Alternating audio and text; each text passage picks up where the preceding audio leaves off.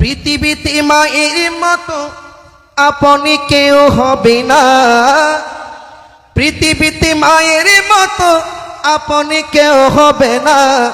তোমরা কোনদিনও মায়েরই মনেতে কষ্ট দিও না, তোমরা কোনদিনও মায়েরই মনেতে,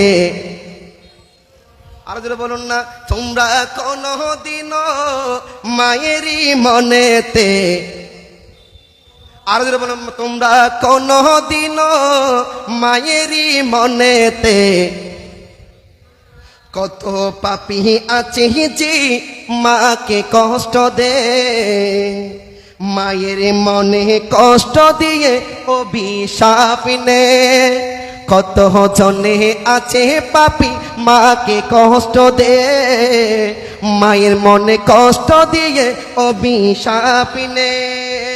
মায়ের মনে কষ্ট দিলে আল্লাহ যে সহে না, মায়ের মনে কষ্ট দিলে আল্লাহ যে সহে না। তোমরা কোনদিনও মায়েরই মনেতে, বলো না, তোমরা কোনদিনও মায়েরই মনেতে 10 মাস 10 দিন গর্ভে রেখে মা জননী দেখাই আছে তোমায় আমায় এই ধরনী। ঠিক না বেঠি? 10 মাস 10 দিন গর্ভে কে ধরেছেন? আর কে ধরেছেন? মা ধরে দুনিয়ার মায়া আমাদেরকে দেখিয়েছেন কে? আরো জোরে বলে কে?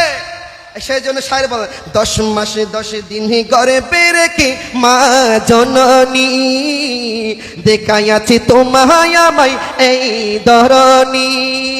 সে কথা কি বন্ধু তোমার মনে পড়ে না, সে কথা কি বন্ধু তোমার মনে পড়ে না। তোমরা কোনদিনও মায়েরই মনেতে কষ্ট দিও না, তোমরা কোনদিনও মায়েরই মনেতে আঘাত দিও না। সারা দুনিয়া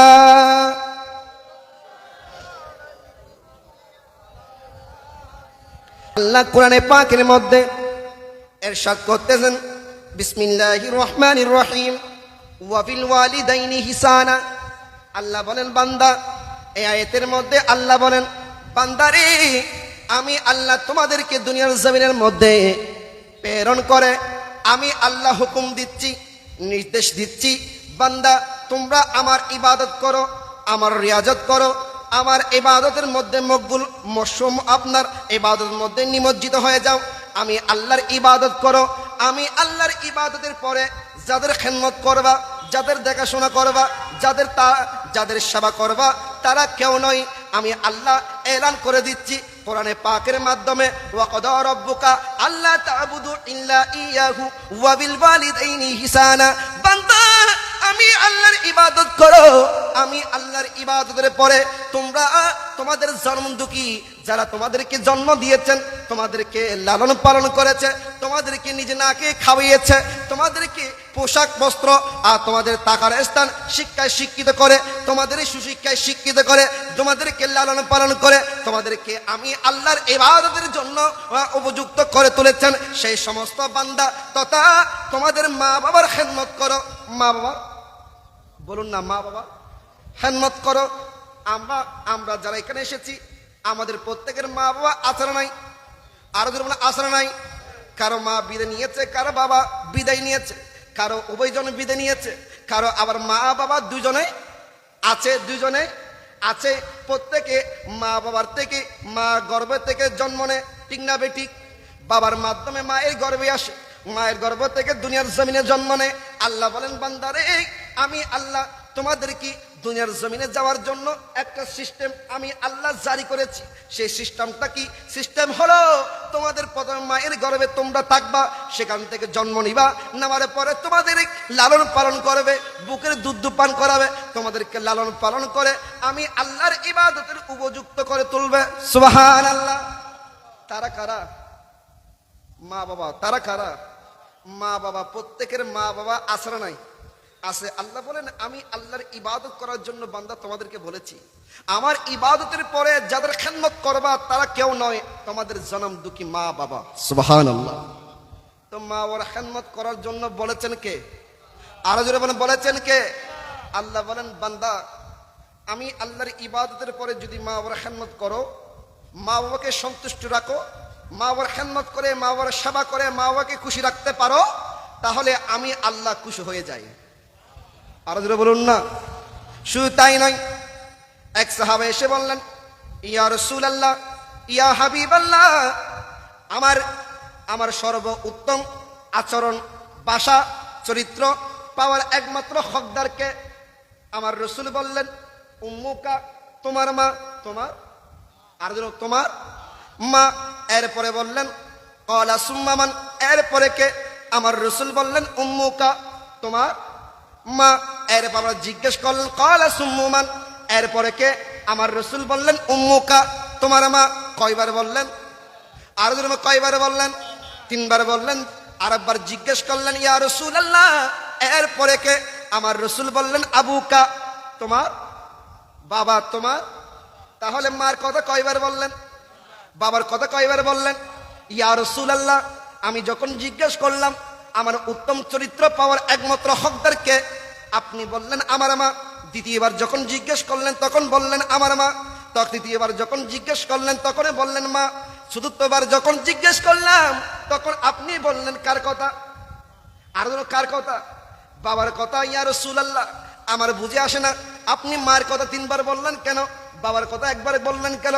বিভিন্ন মুফাসসির ইকরামগণ তাফসীর করতে গিয়ে, মা এই হাদিসের ব্যাখ্যা বিশ্লেষণ করতে গিয়ে তারা বলেন, মার কথা আমার রাসূল 3 বার বলার কারণ হচ্ছে, মা এই পৃথিবীর মধ্যে সন্তানের জন্য, সন্তানের খেদমত, সন্তানকে লালন পালন, প্রসব ধারণ, গর্ভে ধারণ, প্রসব করা, এরপরে দুধ পান করা, এরপরে লালন পালন করা, দুনিয়ার জমিনের মধ্যে বাঁচার উপযুক্ত করার জন্য সবচাইতে মা বেশি কষ্ট স্বীকার করে। ঠিক না বেঠিক? মা বেশি স্বীকার করে। সেই জন্য আমার রাসূল 3 বার বললেন, ইয়া রাসূলুল্লাহ। প্রথমবার কেন বললেন? আমার রাসূল বলেন, প্রথমবার সন্তান যখন গর্ভে আসে, কোথায় আসে? গর্ভে যখন আসে, মা গর্ভে আসার আগে সুন্দরভাবে উঠা বসা, চলাফেরা, ইচ্ছা মতো যেটা ইচ্ছা করে সেটা খেতে পারে, যেরকম ইচ্ছা সেরকম করতে পারে, যেরকম ইচ্ছা সেরকম চলাফেরা করতে পারে। কিন্তু সন্তান যখন গর্ভে চলে আসে, ওই মা ওদের ইচ্ছাগুলো পরিহার করে পায়ের নিচে দিয়ে সন্তানের জন্য ত্যাগ করে। মা ভালোভাবে উঠতে পারে না, মা ভালোভাবে বসতে পারে না, মা ভালোভাবে ভালো মন্দ কিছু খাইতে পারে না, সন্তানের ক্ষতি হবে বলে মা ঘর থেকে বের হতে পারে না।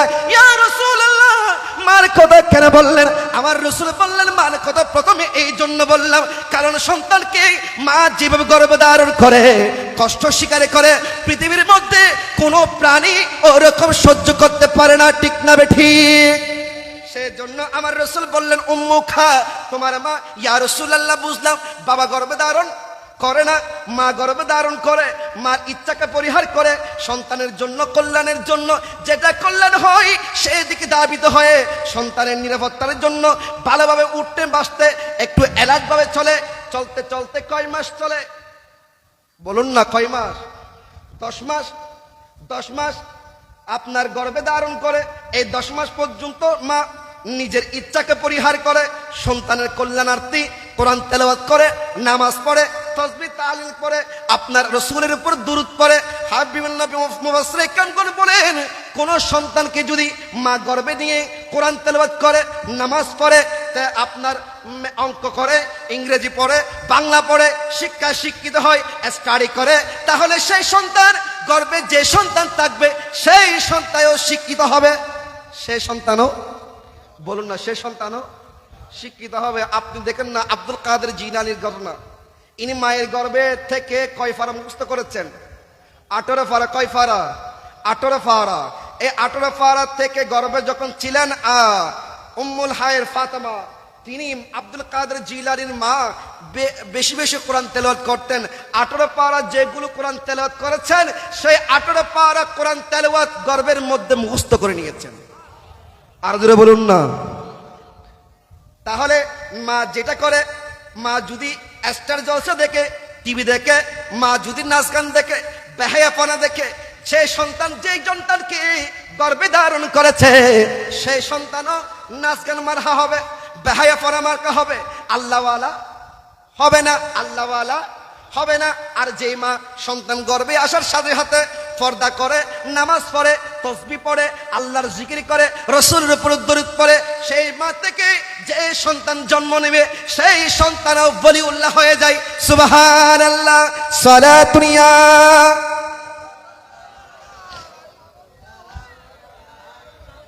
ইয়া রাসূলুল্লাহ। 10 মাস 10 দিন গর্ভে ধারণ যখন করে সেই মার কষ্ট কেউ বাগ নেয়? পড়ুন না, কেউ বাগ নিতে পারে না। মা একাই সহ্য করে, একাই কষ্ট ধারণ করে। এরপরে যখন দ্বিতীয়বার কেন উম্মুকা মার কথা বললেন, আমার রাসূল বলেন উম্মত তোমরা শুনো, আমি মার কথা দ্বিতীয়বার কেন বললাম? মা দ্বিতীয়বার এমন কষ্ট সহ্য করে যে কষ্ট কেউ দুনিয়ার মধ্যে করতে পারে না, বরং সে সন্তানকে দুনিয়ার মায়া দেখাতে গিয়ে, দুনিয়ার আলো দেখাতে গিয়ে মা দুনিয়ার আলো থেকে বিদায় নিয়ে যায়। ঠিক না বেঠিক? অনেক মা আছে সন্তানকে জন্ম দিতে গিয়ে মৃত্যুবরণ করে, আছে না নাই? বলুন না, আছে না নাই?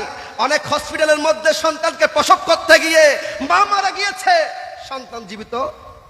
বলুন না, জীবিত আছে, সন্তান জীবিত আছে। সেই জন্য আমার রাসূল বললেন উম্মুখা, এই জন্য বললেন অনেক মা জানে যে সন্তান যখন প্রসব করে সেই প্রসবের যন্ত্রণা কতই কঠিন।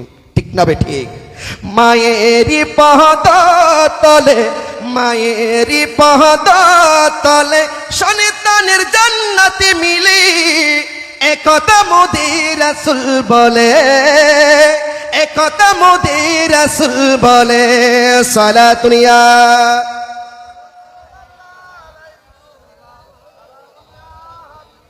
মার কথা এই জন্য বললেন, আমার রাসূল বললেন উম্মত তোমরা শুনে রেখো, অনেক মা সন্তানকে জন্ম দিতে গিয়ে নিজের দুনিয়ার মায়া ত্যাগ করে মা চলে যায়। সেই জন্য আমি রাসূল মার কথা দ্বিতীয়বার বললাম, মার কথা দ্বিতীয়বার বললাম। ইয়া রাসূলুল্লাহ, বোঝা গেল তৃতীয়বার কেন মার কথা বললেন? আমার রাসূল বললেন তৃতীয়বার এই জন্য বললাম, সন্তান জন্ম দেওয়ার পরে সন্তানকে আপনি সন্তান যখন জন্ম নেওয়ার পরে মায়ের বুকের দুধ কে পান করায়? সন্তানকে কে পান করায়? মা পান করায়। মা সন্তান যতক্ষণ পর্যন্ত নিজ হাত দিয়ে মুখে বাদ দিতে পারে না, গ্রাস দিতে পারে না, লুকমা দিতে পারে না, ততক্ষণ পর্যন্ত সবচেয়ে কষ্টকে স্বীকার করে। আর মুখে মা এমন একটা জিনিস, বাদ খেতে বসেছে 10 জনে, সেই মুহূর্তের মধ্যে সন্তান ওয়া করে খন্দন যখন শুরু করে দিয়েছে, মা 10 জনের থেকে আগে পৃথক হয়ে খাবার ফেলে সন্তানের দিকে ছুটে যায়। সন্তান যখন কন্দন করে সন্তানকে দুধের বুকের দুধ দিয়ে সান্ত্বনা করে। মা যখন বাদ খেতে বসে, কোনো একটা কিছু গল্পের মধ্যে বসে মায়ের কোলের মধ্যে পেশাব করে পায়খানা করে। ঠিক না বেঠিক? আর মা বিরক্ত হয় না, সহ্য করে, কারণ সন্তান পেশাব পায়খানা করলে মার কি লাগে? ভালো লাগে। কি লাগে? আর কি লাগে? ভালো লাগে। আর বাবার কোলে একবার করলে বিরক্ত হয়ে যায়, 2বার করলে বাবা কোলে নেয় না। ঠিক না ঠিক? কিন্তু মা বিরক্ত হয় না। মা ছেলেকে উপযুক্ত করা পর্যন্ত সর্বোচ্চ ত্যাগ তিতিক্ষা একমাত্রই মায়ে দিয়ে থাকে। ঠিক না ঠিক? সেই জন্য আমার রাসূল বলেন উম্মুকা, তোমার মা। তৃতীয়বার বললেন, চতুর্থবার যখন জিজ্ঞেস করলেন ইয়া রাসূলুল্লাহ আমার উত্তম চরিত্র পাওয়ার হকদারকে, তখন উনি বললেন, আমার রাসূল বললেন আবুকা, তোমার বাবা। তোমার বাবা। ইয়া রাসূলুল্লাহ তৃতীয়বার কেন বলতো? তোমার এই জন্য বাবার কথা বললাম, কারণ তৃতীয়বার যে তিন পর্যায়ে যে ত্যাগ, যে তিতিক্ষা, যে আপনার কষ্ট সহ্য করে, বাবা ওখান থেকে বাগদার হতে পারে না, বাগিদার হতে পারে না, নিজের কষ্ট কাউকে বাগ দিতেও পারে না। এই কষ্টগুলো একাই সহ্য করতে হয়। সেই জন্য আমার রাসূল ওই মার কথা 3বার বলেছেন, চতুর্থবারে গিয়ে বাবার কথা বলেছেন। কারণ বাবার উপার্জনের মাধ্যমে, বাবার আয়ের মাধ্যমে, বাবার মাথার গাম পায়ে ফেলে কষ্ট সহ্য করে আপনার আয় ইনকাম করে ফ্যামিলির মধ্যে যোগান দিয়ে বস্ত্র, শিক্ষা, চিকিৎসা, বাসস্থান সবকিছুর আপনার খেদমত করে যাচ্ছেন কে? আর বলো কে? সেজন্য আমার রাসূল বললেন আবুকা, উম্মত তোমরা শুনে রেখো, মার খেদমত করার পাশাপাশি কার খেদমত করবা? আর কার? বাবার খেদমত করবা।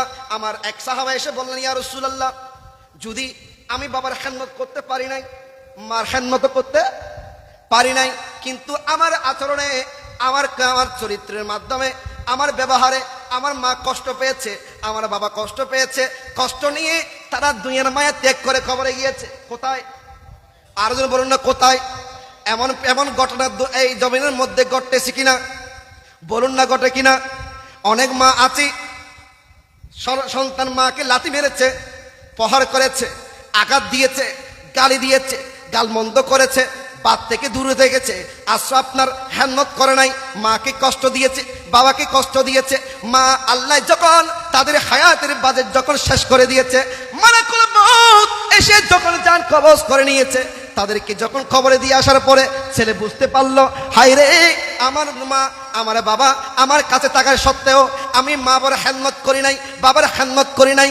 আল্লাহ বলতেছেন, ওয়াকাদা রাব্বুকা আল্লা তা'বুদু ইল্লা ইয়াহু ওয়া বিল ওয়ালিদাইনি হিসানা। উম্মাহ বান্দা, তোমরা আমার ইবাদতের পরে যাদের খেদমত করবা, যাদের সেবা করবা, যাদের দেখাশোনা করবা, সর্বোচ্চ ত্যাগ যাদের জন্য দিবা, তারা কেউ নয়, একমাত্র তোমাদের মা বাবা। সুবহানাল্লাহ। কারা? মা বাবা। সে মাকে হারিয়েলাম, সে বাবাকে হারালাম, এখন কি করব? ইয়া রাসূলুল্লাহ, বাবা মা যদি অসন্তুষ্ট অবস্থায় মারা যায়, তাদের সন্তুষ্ট করার জন্য কোনো পন্থা আছে কিনা? আমার রাসূল বললেন, নাআম, হ্যাঁ আছে। ইয়া রাসূলুল্লাহ, থাকলে একটু বলেন না। ইয়া রাসূলুল্লাহ, আপনি একটু বলে দেন না। আমি দুনিয়ায় থাকা অবস্থায়, মা তো কবরে, আমি তো দুনিয়ায়, দুনিয়া থেকে মাকে কিভাবে সন্তুষ্ট করব, দুনিয়া থেকে বাবাকে কিভাবে সন্তুষ্ট করব? ইয়া রাসূলুল্লাহ, আপনি একটু আমাকে বলুন না। আমার রাসূল বললেন, উম্মত, যখন তুমি কষ্ট দিয়েছো, আঘাত দিয়েছো, সেই আঘাতের যন্ত্রণা নিয়ে যখন মা কবরে গিয়েছে, বাবা কবরে গিয়েছে, তারা যখন পরে পারে দিয়েছে, সেই সময়ের মধ্যে তুমি যখন জিজ্ঞেস করেছো, আমি রাসূল বললাম তাদের সন্তুষ্ট করার জন্য পথ রয়েছে, সেই পথগুলো তোমরা শুনে রেখো। এক নাম্বার হচ্ছে, যদি সন্তান ভালো হয়ে যায়, কি হয়ে যায়? আর যদি বলে কি হয়ে যায়? মাকে আঘাত কখন করে? যখন সন্তান ভালো থাকে না, সন্তান যখন আপনার উগ্রপন্থী হয়ে যায়, সন্তান যখন দিন ধর্ম থেকে বের হয়ে যায়, সন্তান যখন ইসলাম ধর্মের নিয়ম কানুন থেকে যখন বের হয়ে যায়, সেই সময় মাকে গালি দেয়, মাকে আঘাত করে, মাকে আপনার কষ্ট দেয়, যখন সেই জন্য আমার রাসূল বললেন, যদি তুমি ভালো হয়ে যাও, কি হয়ে যাও? আর কি হয়ে যাও? ভালো হয়ে যাও। সন্তান ভালো হলে কার খুশি লাগে? আর বলে কার খুশি লাগে? মা বাবার খুশি লাগে। আমার সন্তান মসজিদে যাচ্ছে নামাজ পড়ার জন্য, বাবা দেখে দেখে মুস্কি হাসতেছে এবং আল্লাহর কাছে দোয়া করতেছে, আল্লাহ, যে সন্তান আমার জন্মে দান করেছো, আমাকে দিয়েছো, সেই সন্তান আজকে তোমাকে ডাকার জন্য তোমার ঘরের দিকে রওনা হয়েছে। আমি বাবা খুশি হয়ে তোমার কাছে দোয়া করতেছি, আল্লাহ আমার ছেলে থেকে সমস্ত আফত বলিয়ে দূর করে দাও। আমিন বলুন না। এরকম দোয়া করে না? করে কিনা? আর করে কিনা? আর যদি সন্তান যদি চুরি করে, ডাকাতি করে, রাহাজারি করে, অন্যায় কাজ করে, গালিগালাজ করে, মদ খায়, ঘুষ খায়, আপনার বেহায়াপনার মধ্যে নিমজ্জিত হয়, সবচেয়ে বড় কষ্ট কে পায়? আর কে পায়? হায় রে সন্তান, তোমাকে আপনার গর্ভে ধরেছি, জন্ম দিয়েছি, এত কষ্ট লালন পালন করেছি, আজকে যখন নিজে নিজে হাঁটতে পারতেছ, ধরতে পারতেছ, কথা বলতে পারতেছ, সব কিছু বলার যখন শক্তি হয়েছে, তখন তুমি আমাদের কথাকে অমান্য করতেছ। আমি বলতেছি ভালো পথের দিকে আসার জন্য, কিন্তু ছেলে ভালো পথের দিকে না আসে খারাপ পথের দিকে যাচ্ছে।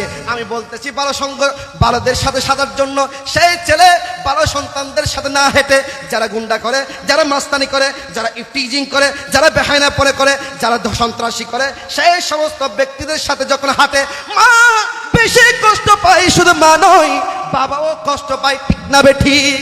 সেই জন্য আমার রাসূল বলেন, উম্মত, যদি তোমার দুনিয়ার জমিনের মধ্যে যখন ভালো হয়ে যাবা, নামাজ পড়বা, আল্লাহর ইবাদতের মধ্যে মশগুল হয়ে যাবা, মুখে দাড়ি রাখবা না, আপনার সুন্নত পোশাক পরে ইবাদত বন্দেগী রিয়াজত করে যখন সুন্দরভাবে ইহদিনাস সিরাতাল মুস্তাকিমের পথে মতে চলবা, তখন তুমি দুনিয়া থাকলেও তোমার মা বাবা খবর থাকলে, ওই মা বাবা খবর দেখে তোমাদেরকে দেখে দেখে খুশি হয়ে যায়। সুবহানাল্লাহ। তাহলে মা বাবা কষ্ট পেয়ে অনেক মা আছে যে এরকম দুনিয়ার মায়া ত্যাগ করেছে, আসরে নাই? আর আসরে নাই?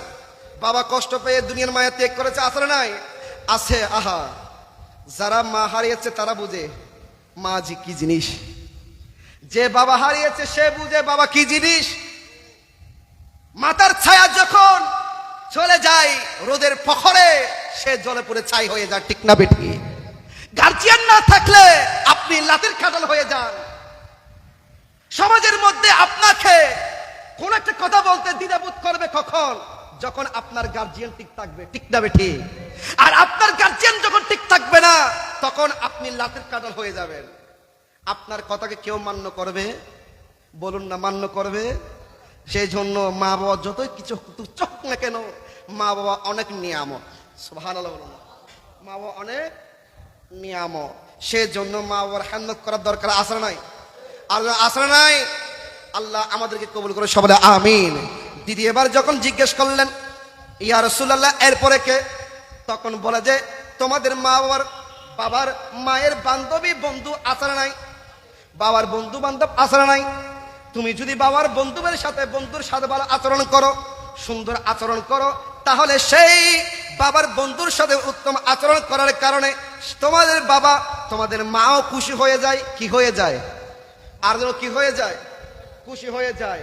এরপরে আমার রাসূল বললেন আর তৃতীয় নম্বর পথ হচ্ছে, যখন যখন মা বাবার খেদমত করার সুযোগ পাচ্ছ না, মা বাবাকে কিছু করার খাওয়াতে পাচ্ছ না, তখন তোমরা কি করবে? সেই সম্পদ সালাতুনিয়া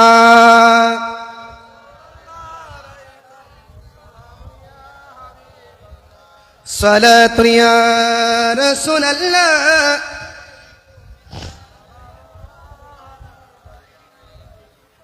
10 মাস 10 দিন গর্ভে রেখে মা জননী দেখাইয়াছে তোমায় আমায় এই ধরনী, ঠিক না বেঠি?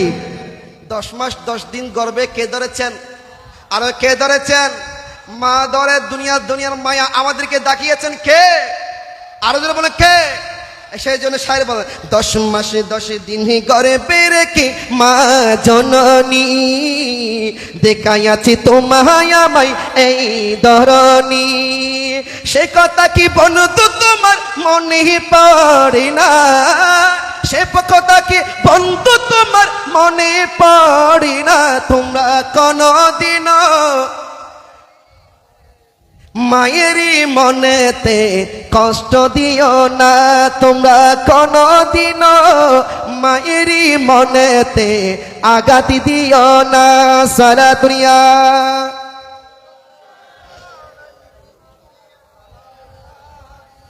রাসূল পাক সাল্লাল্লাহু আলাইহি ওয়াসাল্লামের জবানায় এক ব্যক্তি ছিল যিনি সব সময় আল্লাহর ইবাদত করত। কার ইবাদত? আর কার ইবাদত? আল্লাহর ইবাদত করতেন, আল্লাহর ইবাদত বন্দেগীর রিয়াজত করতেন, দান সদকা করতেন, ভালো কাজ করতেন, আপনার ভালো ব্যবহার ছিল, সব কিছু ছিল। সাওয়াত তালাক থাকার পরেও যখন তাকে মা উপযুক্ত হলো, তাকে শাদী করালো। কি করালো? বলুন না, কি করালো? যখন উপযুক্ত বয়স হয় তাকে কি করা হয়? শাদী করা হয়। শাদী করার আগে ছেলে মার থাকে, ছেলে কার থাকে? এটার নাম মাথার হাত থাকে। ছেলে মার থাকে। যখন বউ যখন ঘরে আনে তখন ছেলে আর মার থাকে। বলুন না, মার থাকে না? এমন কিছু ঘটনা আমাদের দেশে হচ্ছে কিনা? আর যে হচ্ছে কিনা? হচ্ছে। মা সুন্দর করে ছেলের জন্য বউ আনলেন, ছেলের জন্য যখন বউ আনলেন দেখা গেল ছেলে আগে বউ আনার আগে মার খেদমত করত, মার কথা শুনতো, মাকে প্রাধান্য দিত। কিন্তু বউ আসার পর থেকে মাকে আর প্রাধান্য দেয় না। মাকে আর কথা বলুন না, মাকে আর প্রাধান্য দেয় না। মা কোনো কথা বললে সেটা আর রাখে না। বউ যদি বলে মা বউ যেটা বলে সেটা রাখে, মার কথা রাখে না। আচ্ছা বলুন তো, সংসারের মধ্যে যদি ছেলে যদি বউয়ের কথা ধরে, বউয়ের কথা রাখে, মার কথা না রাখে, বাবার কথা না রাখে, তাহলে কষ্ট কে পায়? আর যেন কে পায়? মা বাবা কষ্ট পায় না? কষ্ট পায়। তো যখন এই বয়সে আপনার মার কথাকে প্রাধান্য না দিয়ে, মার সেবা শুশ্রূষা না করে, বউয়ের কথাকে প্রাধান্য দেয়, সেই সময়ের মধ্যে রাসূল করিম সাল্লাল্লাহু আলাইহি ইসলামের জমানায় সেই ওই ব্যক্তিটি হঠাৎ করে একদিন আপনার মৃত্যু শয্যায় সাজ্জিত হলো। সাকারাতের বিছানায় শায়িত হয়ে গেল। সেই সময়ের মধ্যে মৃত্যুর আগে আমরা হুজুরদেরকে এনে কালিমা পড়ে কিনা, বলুন না পড়ে কিনা? আর একটু হয়তো হুজুর কিনা আইয়ের না আয়ের তবা ফরদাম না, কি ফরদাম না মাতারিয়ে কি ফরদে তবা। তো তবা করে দে হত্যা, তবার দরজা ইনতে আল্লাহ খোলা রেখে কিয়ামত রাখ পর্যন্ত তবার দরজা সেটা করে রেখেছেন আল্লাহ কিয়ামতের আগ পর্যন্ত। তো তবা কখন করতে বলেছেন? যখন আপনি বুঝতে পারবেন এটা ভুল হয়েছে, সাথে সাথে আমার রাসূল বললেন তুমি তবা করে নাও। তো তবাটা কি দুই গালে তাপ্পর খাওয়া? বলুন না। আর কি হয়তো তবা তবা তবা হয়ে গাল নিয়ে সোয়ার হাতে হাতে গাল লাল করে ফেলাই। কিছুক্ষণ পরে ও দরজা হাসিন আবার নামাতরি হাসিন আবার গড়ের ইল্লে মানুষ আসে না নাই আছে ইয়ান না তবা নয়। তবা মানি এন ভাবে আল্লাহর হাজার সালাম গুই আল্লাহর হাজার কমসন হুদা এই হাসিন আর জীবনত হন আজীবন নগরগুম আর আজীবন নগরুম হইরে ইন্দি তবা করলে উনি যদি আর্জুন গরম দেয় তো তবা করেন নলে ইন গুহাইয়া মনের মতো হন হানা নামাতরিয়ে হন হানা গুহাইয়া মনা হন মনা কেন গুহাই মনা ছিল ছিল না। আর কে গুহাই মনে হয়? গুহাই মনে হয়তো উঠলে ইতে আজ নহলে সিসি গুকে না খাই ফজত উড়ি হয়তো গুনাকে কি খাই গুনাকে কি খাই তলি রাত আজ নহবে এক কথা ফজর থবুদে আর এক কথা এইরকম ধরনের মানুষ আর সমাজত আসে নাই আছে। তখন ওই ব্যক্তি যখন সাকারাতের বিছানায় শায়িত হয়ে গেল, মুখ দিয়ে কোনো কথা বের হচ্ছে না। মুখ দিয়ে কখন কথা বের হয়? যখন জিহ্বাটা নড়ে, জিহ্বাটা বলুন না জিহ্বাটা নড়ে, জিহ্বা যদি জড় হয়ে যায় কথা বের হবে? বের হবে না। বউ স্ত্রী দেখতেছে তার স্বামীর মুখ দিয়ে কোনো কথা বের হচ্ছে না, তখন তিনি আর দেরি করলেন নাই, রাসূলের পাকের দরবারে চলে গেলেন। কার দরবারে? আর কার দরবারে? রাসূলের দরবারে গেলেন। ইয়া রাসূলুল্লাহ, ইয়া হাবিবাল্লাহ, আমি আপনার দরবারে আসলাম। কেন আসলে? আমি আসলাম এই কারণে আমার স্বামী সাকারাতের আমার মনে হচ্ছে সাকারাতের বিছানায় শায়িত আছে। আমার স্বামীর মুখ দিয়ে কোনো কথা বের হচ্ছে না, জিহ্বা জড় হয়ে গিয়েছে, কোনো কথা বের বলতে পারতেছে না। ইয়া রাসূলুল্লাহ, আপনি আমার ঘরের মধ্যে তশরিফ আনেন না, আমার ঘরের মধ্যে তশরিফ এনে আমার স্বামীকে কালিমা শরীফ পড়ান না। সুবহানাল্লাহ, কালিমা শরীফ পড়ান না। তখন আমার রাসূল কিছু সাহাবাদেরকে পাঠালেন, এই বেলাল তুমি যাও, এই আম্মার তুমি যাও, এই আপনার সালমান তুমি যাও, এই আলী তুমি যাও। একে একে 7 জন সাহাবাকে পাঠালেন। সুবহানাল্লাহ, কয়জনকে? 7 জনকে পাঠালেন। তোমরা গিয়ে দেখো ওই ব্যক্তির কি অবস্থা। তখন তারা গিয়ে দেখলো সেই ব্যক্তির মুখ দিয়ে কোনো কথা বের হচ্ছে না, জিহ্বাটা শক্ত হয়ে গিয়েছে, জ্বর হয়ে গিয়েছে। তখন হযরত বেলাল দূরে দূরে আসলেন। ইয়া রাসূলুল্লাহ, আমি তো তার ঘরের মধ্যে গেলাম, গিয়ে দেখলাম সেই ব্যক্তি কথা বলতে পারতেছে না, তার জিহ্বা জড় হয়ে গিয়েছে। তখন আমার রাসূল বললেন, তার ঘরের মধ্যে কি আছে? তার বাবা আছে না? আছে কিনা? হয়তো নাই। তার মা আছে না? হয়তো আছে। তার মা যদি থাকে তার মাকে বলেন আমার কাছে আসতে, আমার কাছে আসতে, আমার কাছে আসার জন্য বলো। তখন যদি আসতে না পারে সেটাও আমাকে বলবা, আমি যাব, আমি রাসূল যাব। তখন গিয়ে বললেন, হে আম্মা জান, আপনাকে রাসূল তলব করেছে, ডেকেছে, তখন আপনার কোনো কষ্ট হবে? বৃদ্ধ মহিলা মা বললেন, না, আমার মা বাবা ওই রাসূলের কদমে কুরবান। সুবহানাল্লাহ, আমি যাব রাসূলের দরবারে।